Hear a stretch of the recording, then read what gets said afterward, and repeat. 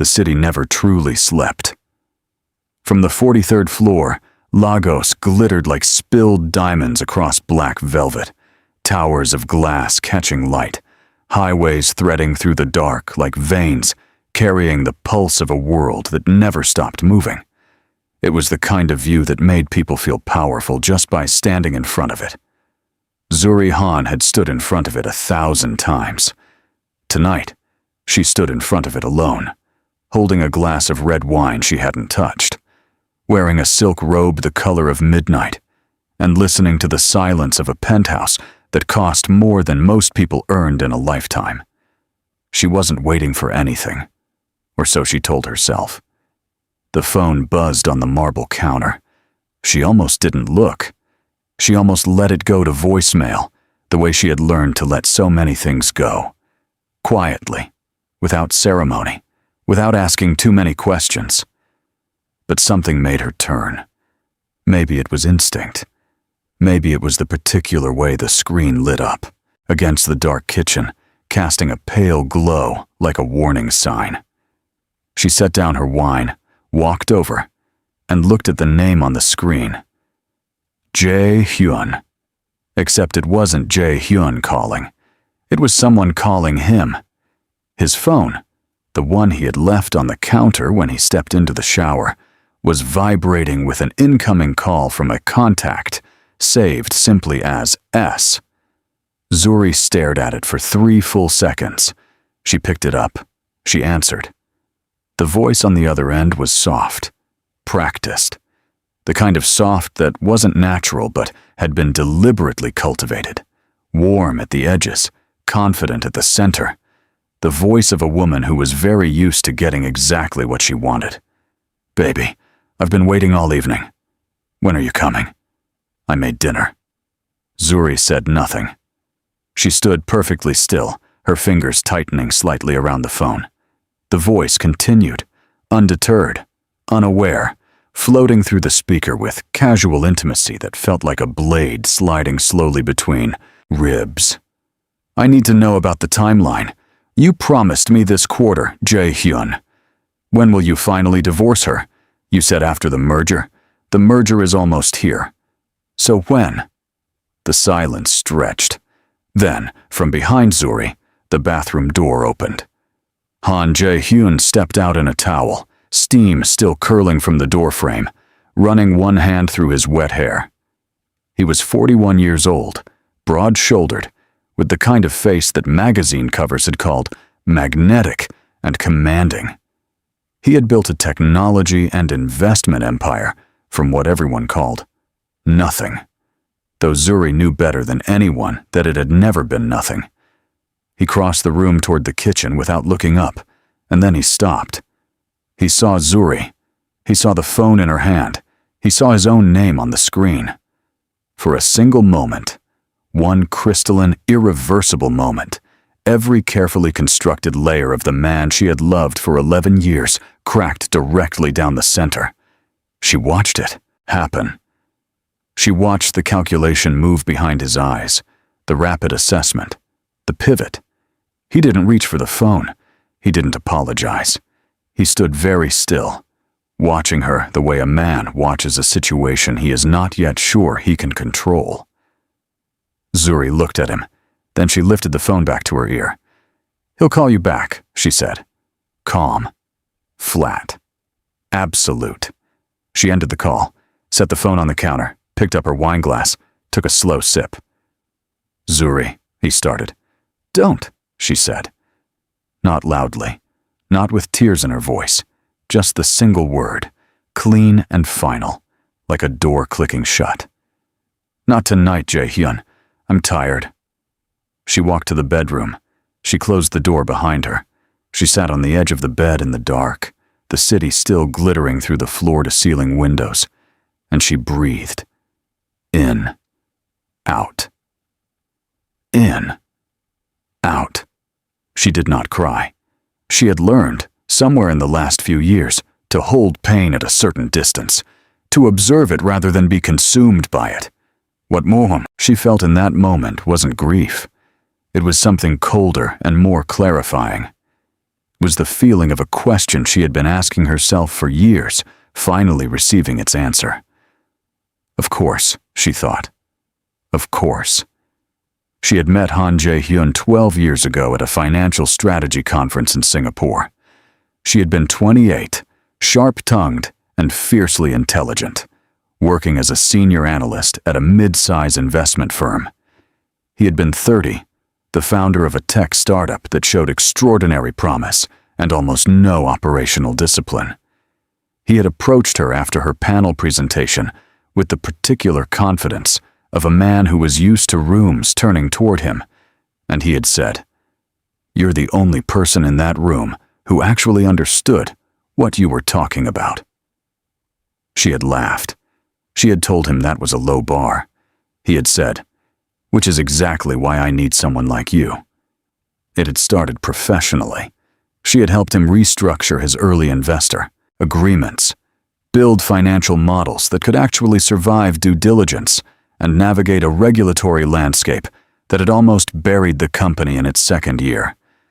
She had worked 18-hour days for months. She had sacrificed 2 other career opportunities to see his vision through. And somewhere in the middle of all of it, somewhere in the late nights and the small victories and the shared language of 2 people building something from the ground up, she had fallen in love with him. Or perhaps she had fallen in love with who she believed he was becoming. They married quietly, 3 years in. No grand ceremony, just a small gathering of people who actually mattered, a dinner that went until 3 in the morning, and a feeling in her chest that she had, for the first time in her life, chosen correctly. For years, she was right. They were partners in every real sense of the word. She designed the legal architecture of the company's holding structures, frameworks that were, critically, tied to her early filings and authorizations. She built the relationships with the board. She identified the acquisitions that would define his empire. She sat beside him at investor dinners and said the right things and wore the right expressions and watched him receive standing ovations for ideas they had built together in their kitchen at midnight. She had not minded. She had told herself she did not mind. What she had done, without fully realizing it, was make herself indispensable to everything and invisible to everyone. The public saw Han Jae-hyun as a singular genius, a visionary, a self-made titan. They saw Zuri as his elegant, composed wife, the woman who appeared beside him at galas and said gracious things to journalists, and looked like she belonged in the background of his story. No one talked about the financial restructuring she had executed in 2019 that kept the company from collapse. No one wrote features about the investor relationship she had, personally salvaged after a near-catastrophic board split. No one gave her credit for anything because she had never asked for it. And she had never asked for it because she had believed, fully, faithfully, that it didn't matter who received the credit as long as they were building it together. That belief, she now understood, had been the most expensive thing she had ever purchased.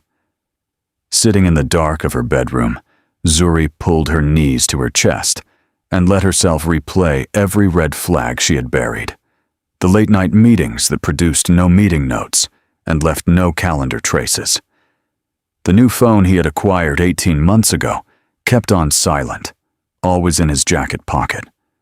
The way he had begun, including her lesson strategy conversations, offering thin explanations she had accepted because she was busy, because she was tired, because she trusted him. The weekend conference in Dubai 4 months ago, where she had called his hotel room at 11 at night, and no one had picked up. She had told herself there were explanations. She had chosen to believe the explanations she invented. She would not invent any more. By morning, Jae-hyun had left early for the office, leaving behind a note that said simply, "We should talk when you're ready." Zuri read it twice, tore it into 4 pieces, and dropped it in the bin. She showered, dressed in a charcoal blazer and tailored trousers, made herself a coffee, and sat at her private desk in the corner of the home office with her laptop open and a very particular kind of focus settling over her like armor. She was not going to cry. She was not going to confront him. She was not going to do what a woman in her position was expected to do: collapse, plead, negotiate from weakness, or demand answers that would only produce practiced lies. She was going to think. If he could lie this well, she said quietly to herself, I can think better. She began with what she knew. The company, Han Global Strategic Holdings, was structured across 7 legal entities, spanning 4 jurisdictions. She had helped design that structure. She knew it the way a surgeon knows an anatomy. Every artery, every nerve, every point of vulnerability. She opened the internal financial management system using her authorization credentials, which she had maintained out of habit long after her official involvement had quietly been deprioritized by Jae Hyun's newer team. The credentials still worked. That was the first thing that told her something important. Whoever was managing his legal affairs had been careless. They had not audited her access. They had assumed she was passive. They had assumed, as Jae Hyun clearly had, that she was predictable. That a composed, loyal woman who stood quietly at her husband's side was also a woman who would not look too closely at the machinery behind the walls. They had made a fundamental error. She spent 3 days going through the financials with the methodical patience of someone who had spent a career in this exact kind of work. What she found made her set down her coffee cup and sit back in her chair, with her hands very still in her lap. There were fund allocations that didn't correspond to any operational line item she recognized. Transfers, not enormous individually, but consistent, patterned, structured in a way that was designed to avoid triggering automatic compliance flags. Luxury expenses categorized under client entertainment that bore no client names, tied instead to a secondary identity she found buried in the 4th entity's accounts. A lifestyle account in the name of Yoo Se-rin. She searched the name. Yoo Se-rin was 31 years old, a socialite, influencer, and creative entrepreneur, the kind of title that meant nothing and everything simultaneously. Her social media presence was carefully curated. Fashion, travel, exclusive events, always tagged in locations that said, I have arrived. She had appeared in the background of 3 separate event photographs tied to Jae Hyun's corporate calendar over the past 18 months. In 2 of them, she stood close enough that it would have been visible to anyone paying attention. Zuri had not been paying attention. She was paying attention now. She found the Dubai expense report, a suite at the Burj Al Arab, charged to the company's hospitality account under a client code that resolved back to a shell identity. 2 occupants, 4 nights. She closed the laptop. She stood up. She walked to the window, looked out at the city, breathed slowly, and made a decision. She would not confront him. Confrontation was for people who still needed confirmation. She had confirmation. What she needed now was something else entirely. She called her personal attorney, a woman named Adaiza, who had been her private legal advisor for 6 years, and who was, critically, not connected in any professional capacity to Han Global Strategic Holdings. I need a full audit of my legal standing in the company's founding documents, Zuri said. Specifically, I need to know every authorization point, every co-ownership structure, every approval mechanism where my signature or authority is embedded. I need it within 72 hours. A pause. Zuri, is everything? 72 hours, Adaize. Understood. She next called Kwame Osebonsu, a board member who had known her longer than he had known Ja Hyun, who had, in fact, been introduced to Ja Hyun through her. Kwame was 63, methodical, deeply private, and possessed of the rare quality of caring more about institutional soundness than personal allegiance. Kwame, she said, I need to have a conversation with you about the merger authorization structure, not through the official channels. Personally. Another pause, longer this time. Then, when? Tomorrow evening, somewhere quiet. My home office, 7 o'clock. Meanwhile, less than 4 kilometers away, in the executive floor of the Han Global Tower, Jae Hyun was having a very different kind of conversation. "You promised me," said the voice on the other end of the phone. Yoo Se-rin. Her softness had sharpened since last night, the warmth replaced with an edge she didn't bother to conceal. "She answered your phone, Jae Hyun. She knows. She doesn't know anything specific. She heard a voice. She's not going to do anything dramatic. That's not how Zuri operates." "How can you be so calm about this?" "Because I know her," he said, with the particular confidence of a man who had confused familiarity with understanding. "She'll be hurt. She'll pull away. She'll handle it the way she handles everything, quietly, privately, and without making a scene. By the time the merger closes, I'll manage the conversation and we can move forward the way we planned." "And if she doesn't? What if she—" "She won't," Jae Hyun said. "Zuri is a planner. She thinks everything through. She would never act impulsively, and she would never do anything that could damage what we built together. She's too invested in the company to burn it. She's invested in you. There's a difference." "Same thing," he said, then added more gently, "Trust me, I know exactly what she will and won't do." He was wrong, of course, but he wouldn't know that for another 3 weeks. The meeting with Kwame lasted 2.5 hours. Zuri arrived with printed documents, annotated summaries, and the kind of focused composure that Kwame later described to a colleague as the most controlled person I have ever watched think in real time. She did not ask him to choose sides. She did not frame it in emotional terms.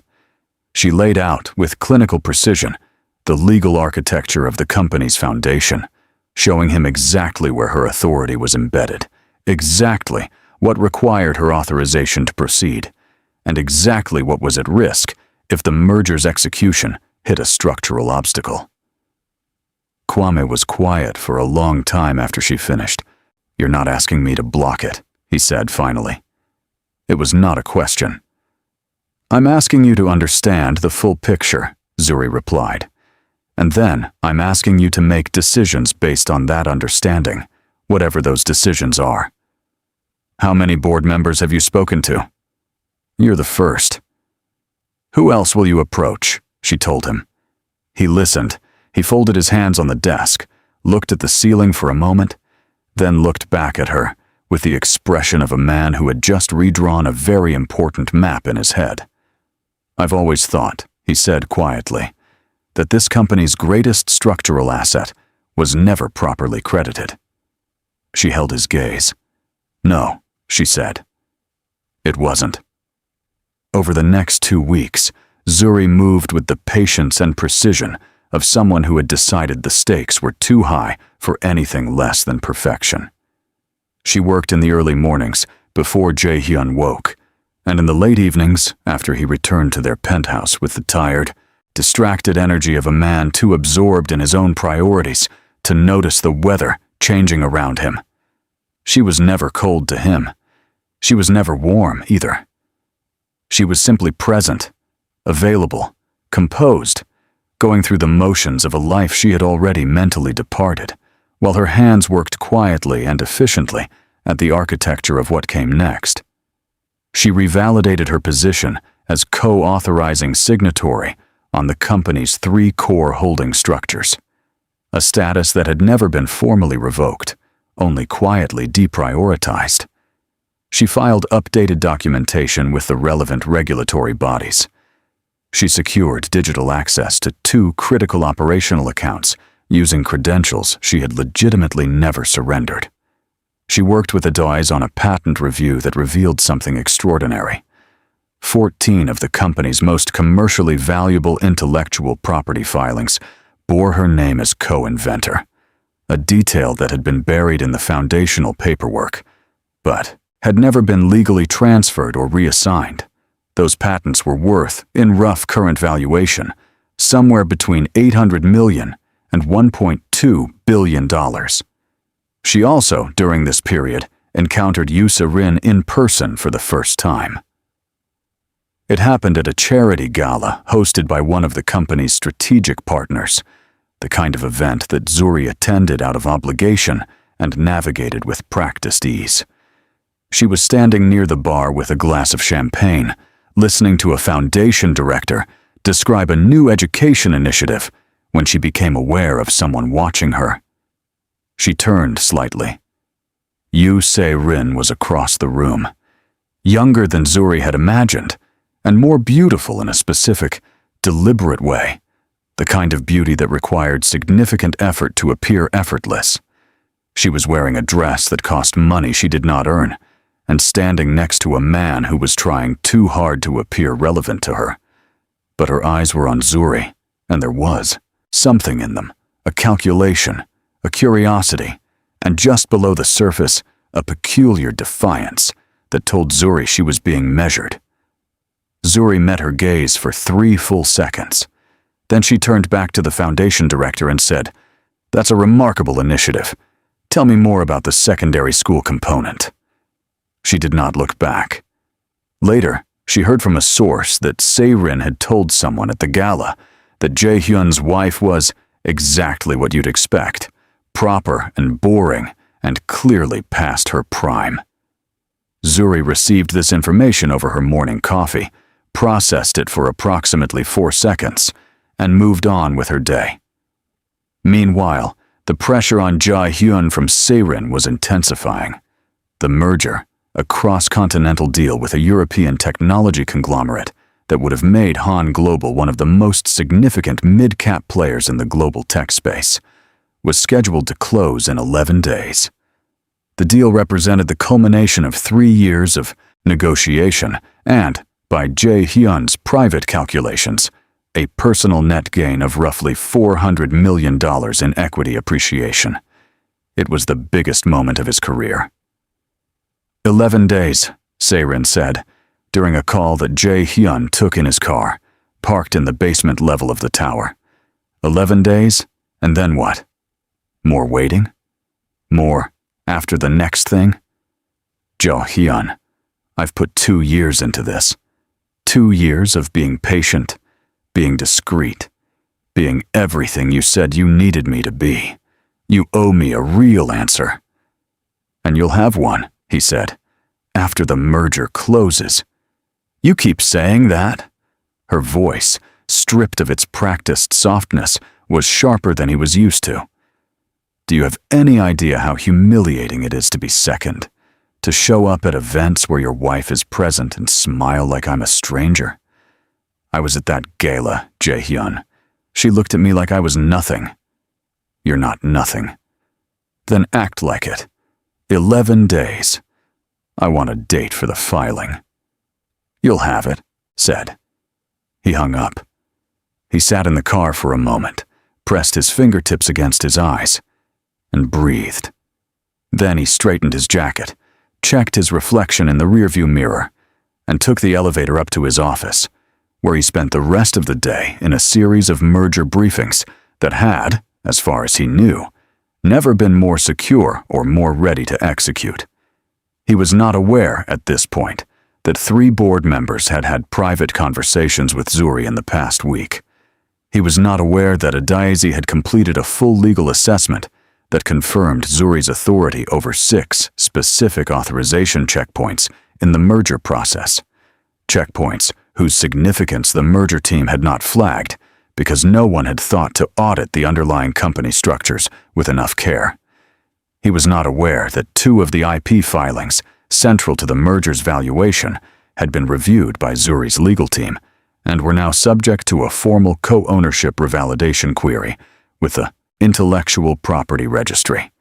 He was not aware of any of it because he had built a company with a woman he had fundamentally underestimated, and the scaffolding of that underestimation was now bearing more weight than it could hold.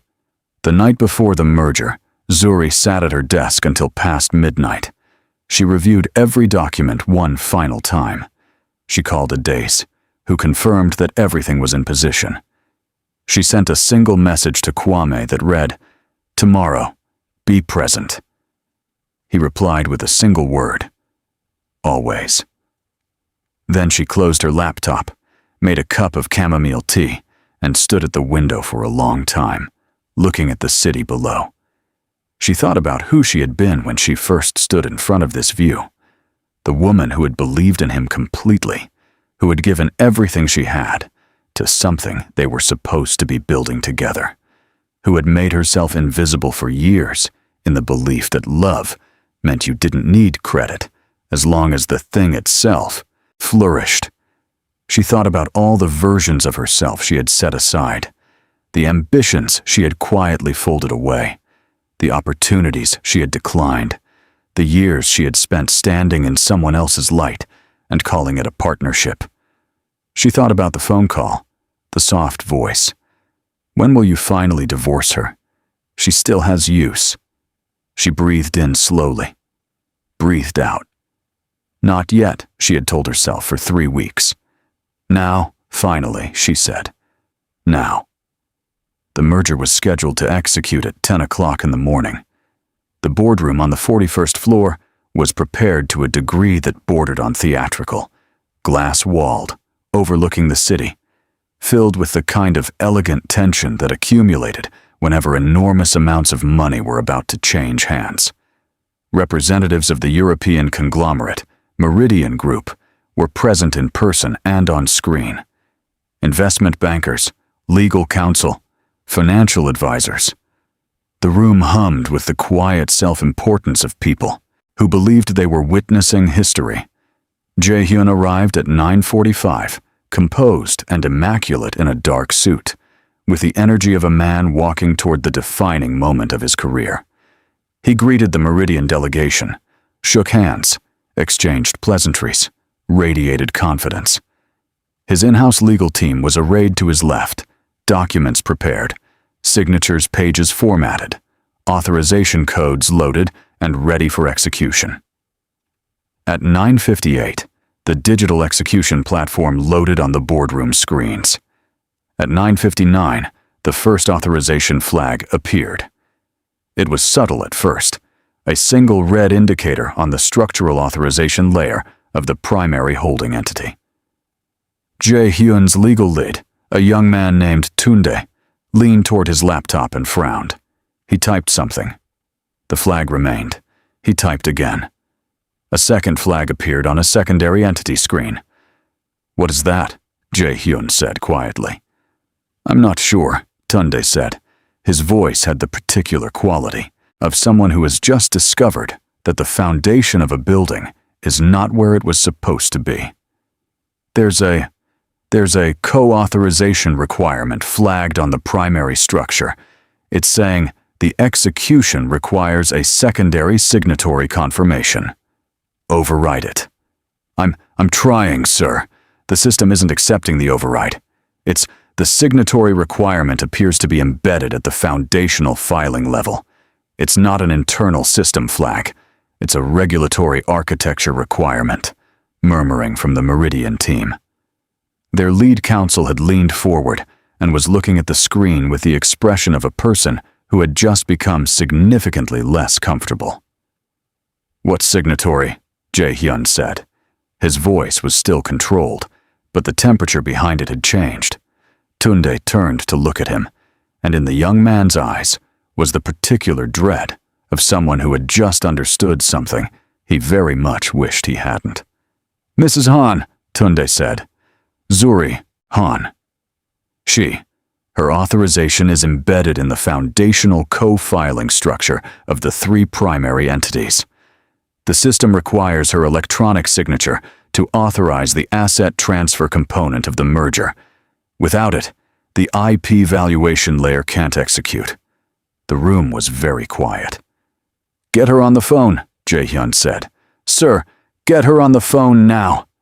Tunde dialed. It rang 3 times. It went to voicemail. Jae-hyun took a measured breath.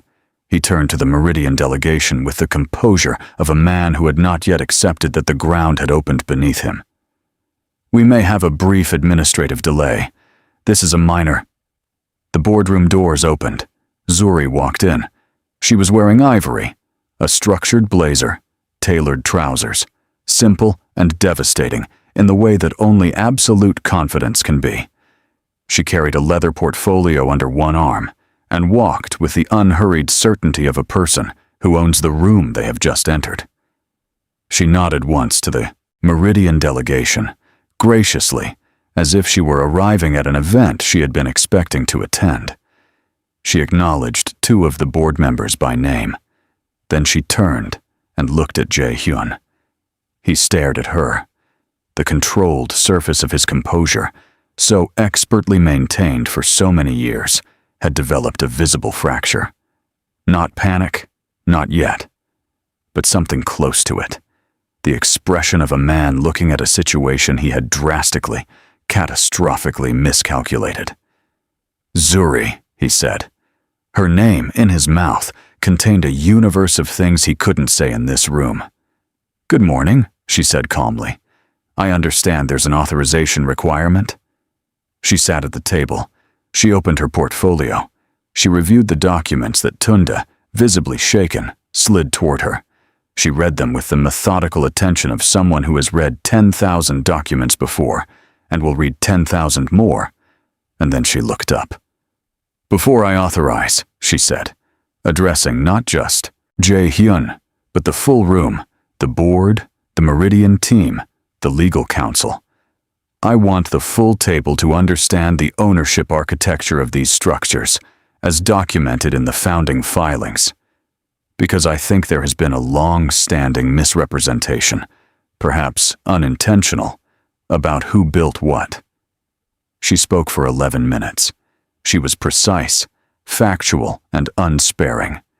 She cited document numbers, dates, filing authorities, and registration records. She presented the IP co-ownership findings. She described the financial restructuring she had executed in 2019 without a single trace of self-pity, but with the absolute clarity of someone establishing a legal record. She did not raise her voice. She did not look at Jae-hyun except when directly addressing a point that required it. When she finished, the room was silent in the particular way that rooms go silent when the fundamental reality of a situation has just been redrawn in front of everyone present. The lead, counsel for Meridian, cleared her throat. I think we need a brief recess, she said carefully. Of course, Zuri said. The room emptied slowly. Board members filed out in quiet clusters. The Meridian team gathered in murmured conversation at the far end. Tunde collected his laptop and left without making eye contact with his employer. Jae-hyun did not move. When the last person had stepped out, leaving only the two of them in the glass-walled room with the city spread out below, he finally looked at her directly. Without the performance, without the calculation, without the practiced surface. Just the raw, unguarded face of a man who had lost something massive and was only now understanding how it happened. You planned this, he said. Zuri tilted her head slightly, as if considering the question with genuine care. No, she said. You planned nothing, so I had to think. There's a difference. Everything we built, everything I built, she said, and her voice did not rise. Did not crack, did not flinch. Everything I built, that you allowed the world to believe was only yours, that you allowed yourself to believe was only yours. He was quiet. I'm going to authorize the merger, she said, because it's the right business decision, and I will not damage what I spent years building simply to make a point. But the authorization will reflect accurate ownership records, and then I'm going to file for divorce, and then I'm going to leave. Zuri, you told her, she said softly, that I still had use. She closed her portfolio. You were right. I still did. I had the use of 12 years of knowledge, every legal structure you failed to properly review, and a mind you never bothered to take seriously. She stood. The system you trusted was built by me. It would have been kind of you to remember that. She walked to the door. He said her name again, and this time it was not controlled or calculating. It was the sound of a man calling after something already gone. She did not turn around. The merger executed that afternoon. It executed correctly, because Zuri had authorized it correctly, because she had never been the kind of woman who let personal pain become professional sabotage. The documents were signed. The deal was done. And embedded in the terms, duly recorded and legally unassailable, was a revised ownership acknowledgement that correctly attributed co-invention on 14 intellectual property assets and co-foundational authority on 3 primary holding structures to Zuri Han. The divorce filing was submitted the following morning. Jae Hyun's legal team scrambled. They found, as they reviewed every document with the desperation of people who should have reviewed them years ago, that the landscape was not what they had believed it to be. The shares tied to her foundational co-filings, the patents co-owned, the strategic partnership agreements, 2 of the most significant, that bore her name as the originating relationship. The board, which had quietly reconfigured its view of the company's true operational history, was not positioned to give Jae Hyun the unilateral support he had assumed he would receive. Yoo Se-rin called him 3 times the day the news broke. On the 4th call, he picked up. "I saw the reports," she said. Her voice had shed both the warmth and the edge. What remained was something flat and watchful. "They're saying she has co-ownership of almost 40% of the core IP. It's being managed," he said. "The board met without you this morning." Silence. "Jae Hyun, tell me this is manageable." He didn't answer immediately, and in that pause, she heard everything she needed to hear. "I think," she said, "that I need some time to process all of this." She did not call again, not because she was processing anything, but because the particular arithmetic of her investment had just resolved to a number she wasn't prepared to accept. The power was moving. She had been attracted, she understood now, not to the man, but to the position. And when the position became uncertain, the attraction became negotiable. Jae Hyun sat in his office on a Tuesday evening, alone, looking out at the same city he had looked at 1,000 times from the height of what he had believed was unassailable success. He thought about Zuri answering his phone, the stillness of her face, the way she had said, "Don't," and walked to the bedroom and closed the door. He thought about the 11 minutes she had spent in that boardroom, calm, factual, devastating, and he understood, with the particular clarity that only arrives too late, that he had spent 12 years living with one of the most strategically intelligent people he had ever met, and had never once truly seen her. He had seen a wife. He had seen a support structure. He had seen someone useful. He had not seen the mind. He had not seen the patience. He had not seen the quiet, extraordinary capability of a woman who had decided, after 20 years of professional excellence, that the time for standing in someone else's shadow was over. He had not seen her coming. That was entirely his fault. The headline broke 6 weeks later. Zuri Han, former co-founder and chief architect of Han Global Strategic Holdings, launches independent global advisory firm. The announcement featured an interview photograph. Zuri in a charcoal blazer, arms folded, looking directly into the camera with the expression of a woman who had decided, conclusively and permanently, that she had nothing left to prove and everything left to build. The firm's initial investor commitments totaled, according to sources, over $200 million. 3 of the investors had formerly been exclusive to Han Global. 2 board members had submitted resignations from Han Global's board the previous week. Both had accepted advisory positions with Zuri's new firm. Jae Hyun saw the broadcast from the television in his office. He watched her on screen, composed, articulate, luminous in the specific way that people become luminous when they are finally fully themselves. And something moved in him that he didn't have a clean word for. Not regret exactly. Something more comprehensive.